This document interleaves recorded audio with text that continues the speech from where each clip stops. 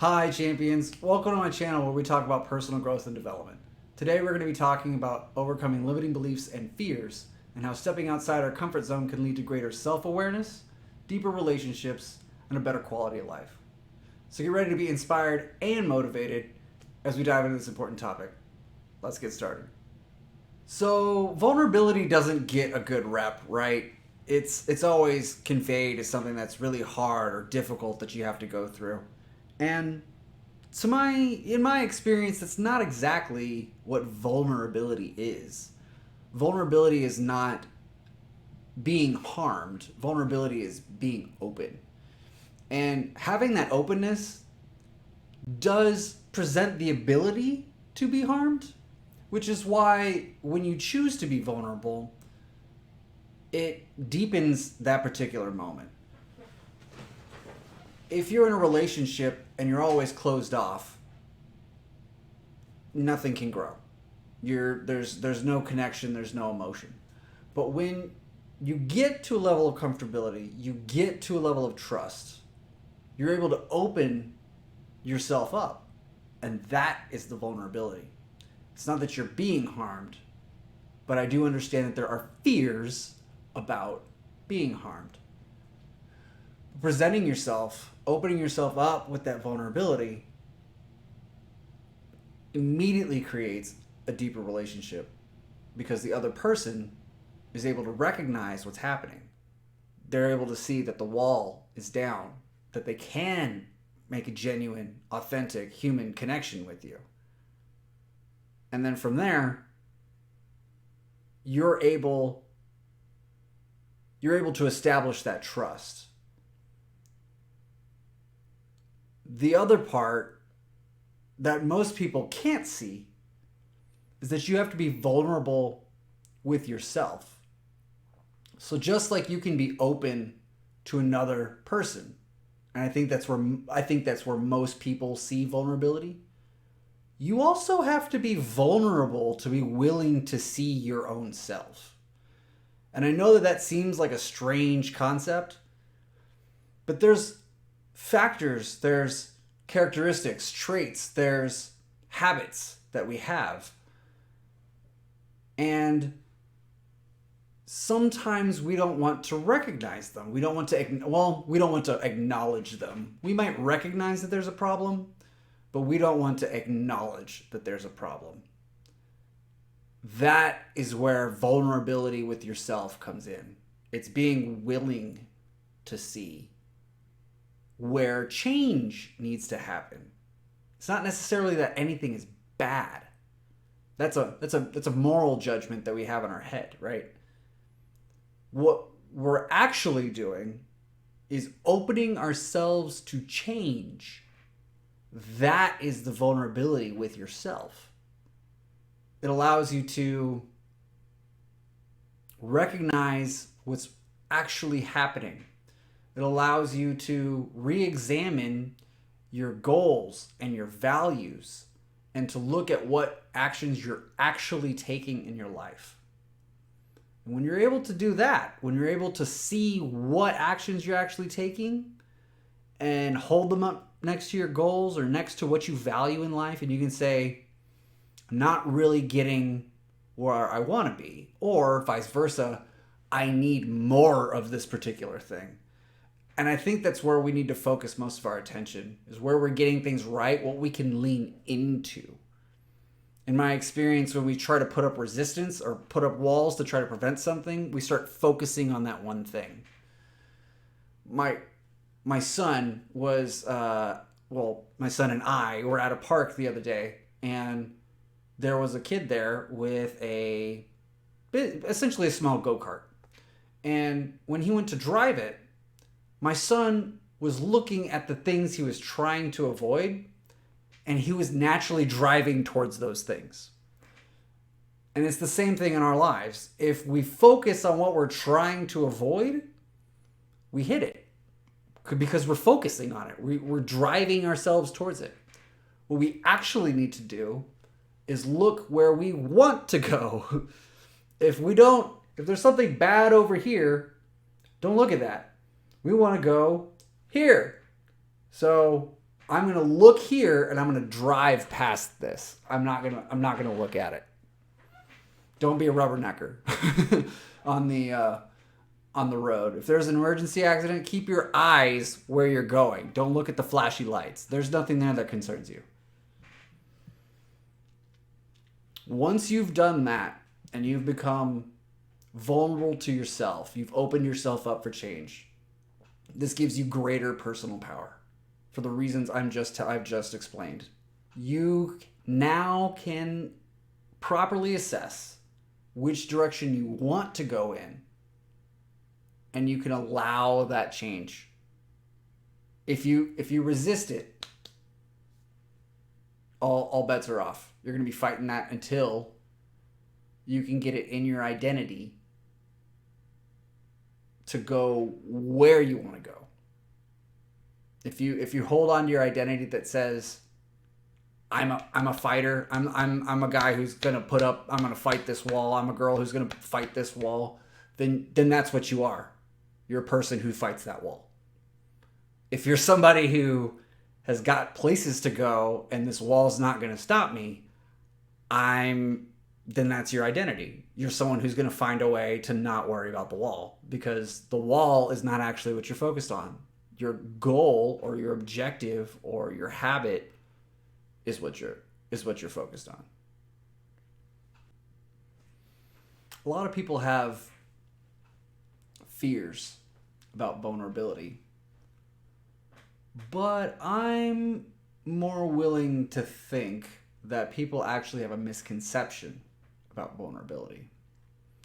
And it's because of what I said earlier. When you open yourself up to someone else, it feels like you're opening yourself up to harm. But it's actually closer to the vulnerability. It's the same, actually, as the vulnerability that you have to yourself. You wouldn't necessarily harm yourself, but you're opening yourself up to change. You're opening yourself up to examining reality and comparing it to goals and values and whatever your vision is for your life. And so, because people have a fear about being hurt, they don't want to be vulnerable. They don't want to open themselves up to change. But it's the same story as my son on a go-kart. If you're looking for somebody or you're looking at someone to hurt you, if you identify as someone who opens up and gets hurt, then you're more likely to open yourself up to change and vulnerability in situations where you're likely to get hurt. So it becomes about adjusting your identity to, I'm someone with healthy relationships, or I'm somebody who establishes deep, trusting relationships. Whatever your identity is. And when you assert that about yourself, you begin to immediately recognize in your relationships which ones are good for you and which ones are not. So vulnerability is not so much about I could be hurt as it is about I'm opening myself for change.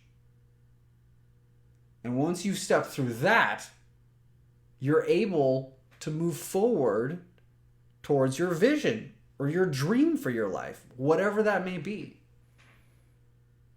That vulnerability, that openness to change with another person, actually, if it's happening on both sides, allows you to merge your lives together. You're allowed to share in each other's vision. Some people use the word co-creator. But you're allowed to be in each other's lives, in their vision, in your dreams. But it requires that vulnerability, that openness to change with one another. Saying, yes, some of my world can change, and my life is going to change because I'm deciding to have you in it. I'm open to you being in it. And that changes everything, man. When you have that with someone, change happens for the better. Wherever you two want to go. That's why you require that vulnerability. Requires that you dig in. Because there's times that you don't want to, right? But it's about asserting your identities. The other person has to assert their identity. You have to assert your identity. And you have to come up with a communal identity. Like the way you see them, they're going to want and need you to see them the way they see themselves. And vice versa. You want other people to see you as you are. But you can't do that if you don't open up to yourself first. If you don't open up to yourself first, you don't know who you are because you haven't allowed yourself to change into yourself, if that makes sense. You have to be vulnerable to yourself to allow change in your person. And then, once you know where you're going and who you are, you open yourself to other people. And other people will be able to see things in you that you have not noticed yet. And I'm hesitant to say good and bad on that because, again, that's just a moral judgment. It's about what you're choosing to be. Or what, in some sense, what feels right to you. But everybody absorbs their own teachings on what's right. Everybody has examined some kind of literature or had a conversation with some person that led them in a particular direction. And so they come to assess different types of behavior different ways. But when you know where you're going because you've been vulnerable to yourself and another person comes in and is able to tell you, I see this and I see this. These are the things you want to keep doing. This thing is probably not getting you where you want to go. You're able to change that now. And it took less work from you. So the other person being in your life, that openness, that vulnerability, that deep relationship connection actually speeds up your process. Raises your level of consciousness, if that's the way you want to phrase it. But it speeds you up on getting you toward the life that you actually want.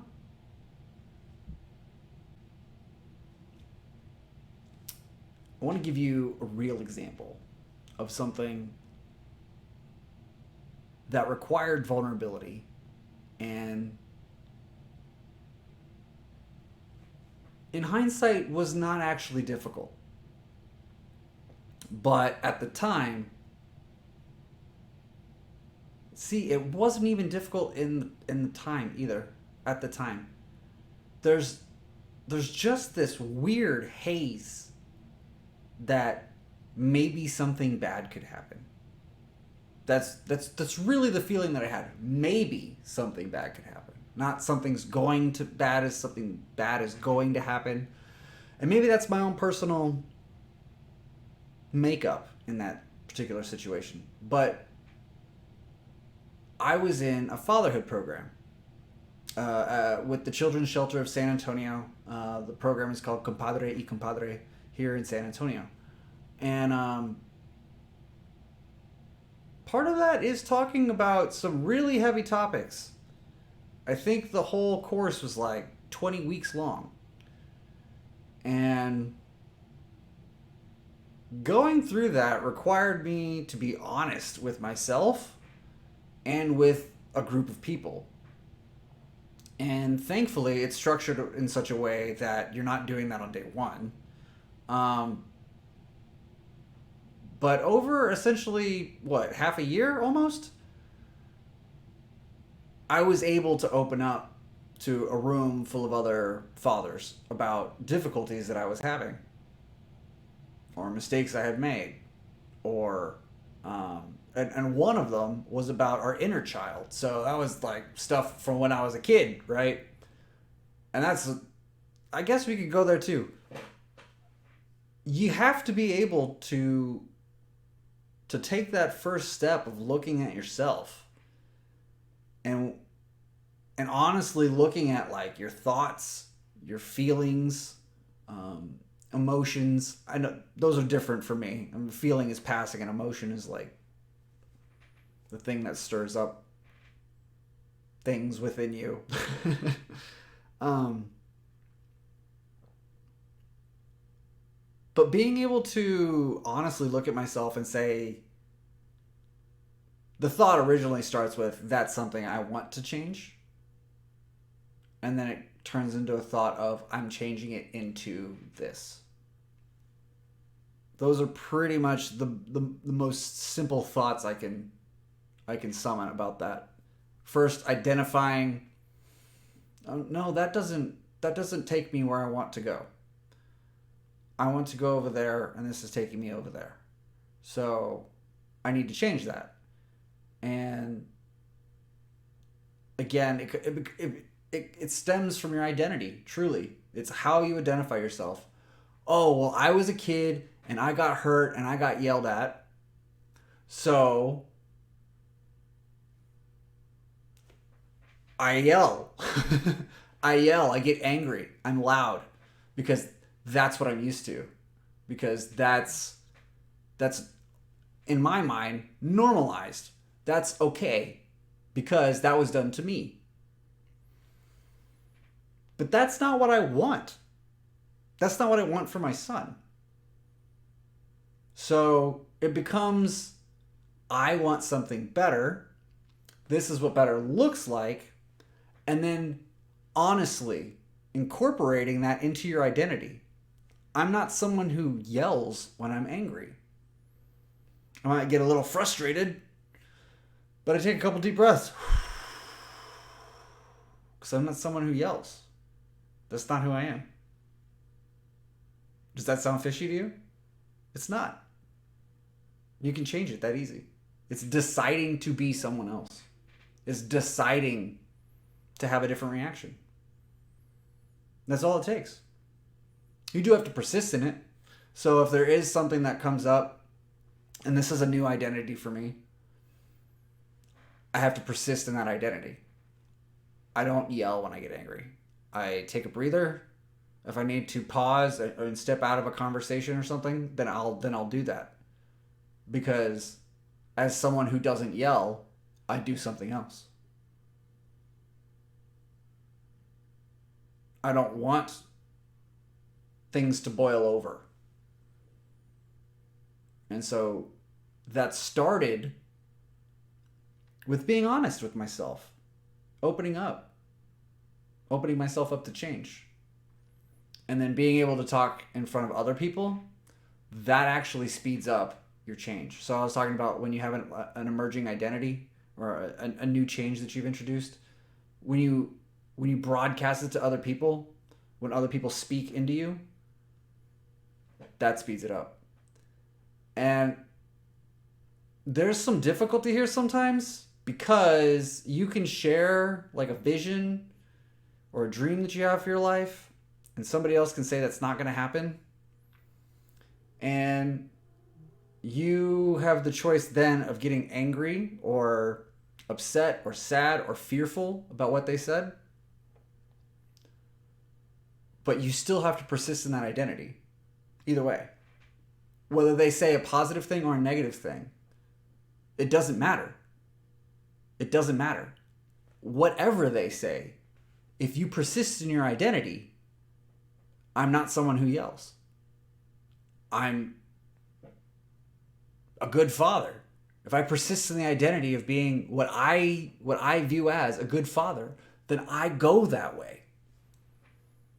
It naturally happens because it doesn't matter what you say to me. It doesn't matter if you try to get me upset. It doesn't matter about anything. My identity is someone who doesn't yell, so I don't yell. Clearly I'm shouting right now on this webcam, so I am a loud person in general, but I'm not gonna scream at you. I'm not gonna shout at you in an angry way. I'll shout at you. I'll shout at you to talk to you here on camera, but is that making sense? I think that makes sense. So if you haven't caught it by now, the easiest way that I have found to be able to overcome any kind of limiting belief or fear is by opening yourself up to change. If you believe you can't do something, then you can't. I think there's a quote out there somewhere that says, whether you believe it or whether you believe you can or you can't, you're right. And it's that simple. If you want to be somebody who's in the NFL, you have to believe that you're somebody who can go to the NFL. And you have to persist in that identity. If you want to change jobs or careers or learn a new skill, or maybe you're a painter who wants to learn a new technique, you have to believe that you are someone who is able to do that. It has to be part of your identity. And then you have to persist in that identity. As someone who is a great painter, I have to paint. I have to persist in the great painter identity. And you can put other things in that identity, like a great painter, I don't know, experiments with illicit substances or drinks or something because you heard about some famous painter in history, and so you have that association with it. Well, if you have that association with that identity and you want to be a great painter, guess what you're going to end up doing? So you have to be able to focus on the things that you want. And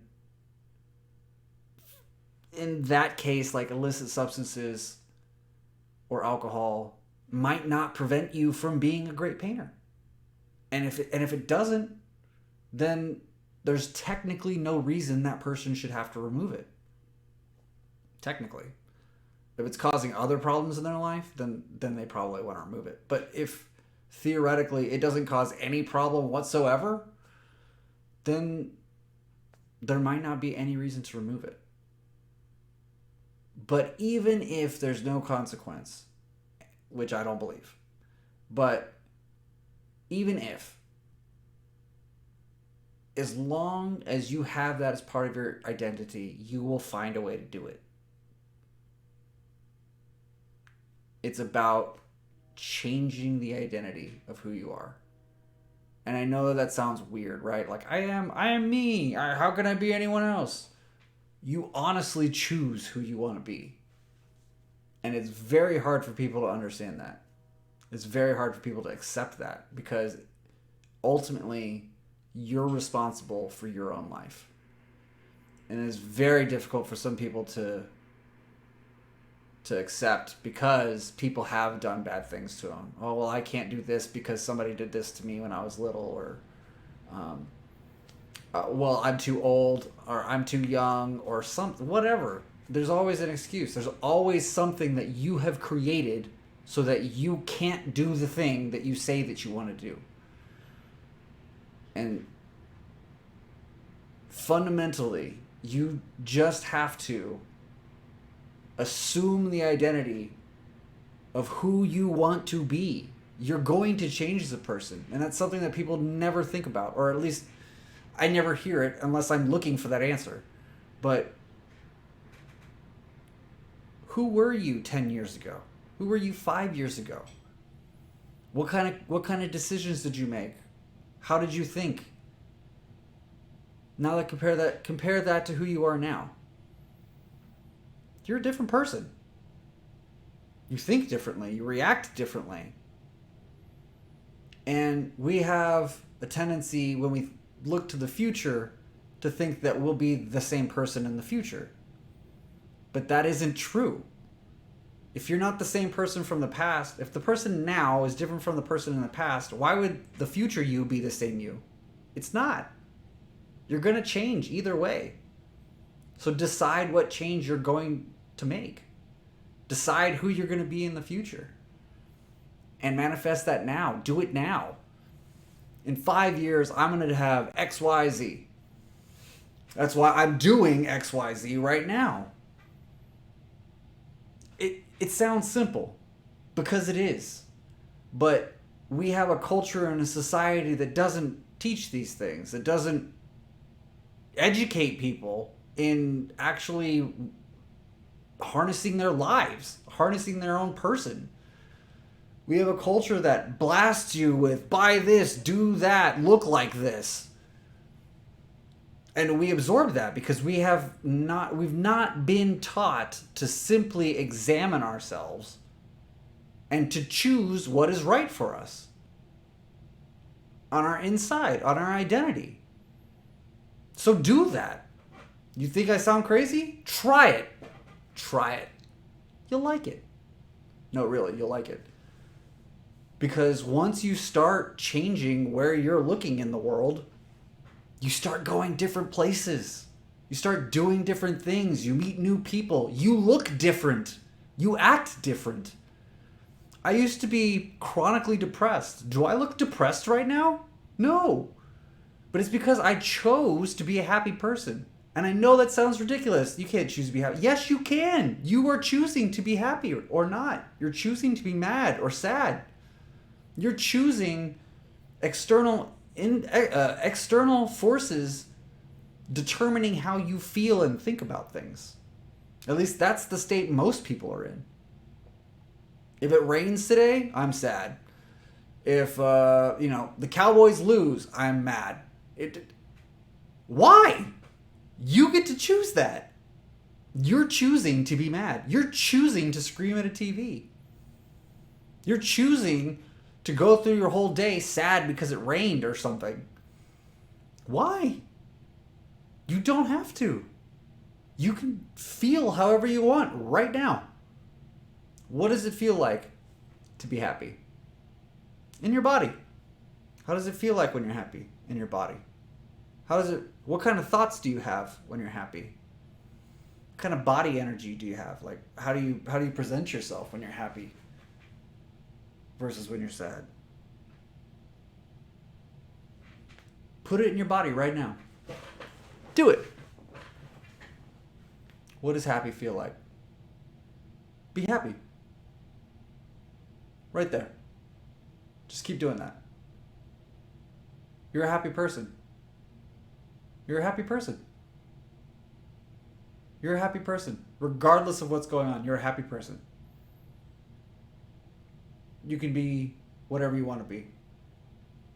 Maybe you should just try starting with being happy. Just persist in that, regardless of what anyone says. I know that sounds difficult. It's easier than you think. Give it a shot. But if anything should happen, if you do fall out of your identity for a passing moment, have compassion on yourself. Love yourself. The first step in all of this was opening up to yourself. And so let's come full circle. If you're courageous enough to open up to another person, you know what that feels like. Because you know that it took courage to open up. Well, it takes courage to open up to yourself too. So it sounds very meta, but reward yourself.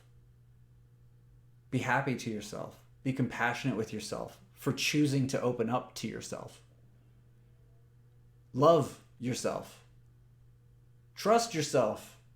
Honor yourself. Value yourself. If you do those things, your life will change. Specifically and especially if you have not done those things before. So if there's anything I can give you today, open up to yourself and simply love yourself, trust yourself, honor yourself, and value yourself. The longer you stay open, the longer you work on the inside, everything on the outside is going to change. Your entire life will change. Just open up to yourself and keep working on it. Be honest with yourself. You're worth it. You're worth that. You're worth opening up to yourself and loving yourself. You're worth finding out what happens when you do that. I hope this was a good video for today. good video for you today. I'm still new to the whole YouTube thing. So if you liked this, please like it, subscribe. If you've been here a couple times, subscribe. If this is your first time, welcome. Go ahead and boop that like button. All right, champions. You have a great day. I'll be back as soon as I can. Ta-ta for now.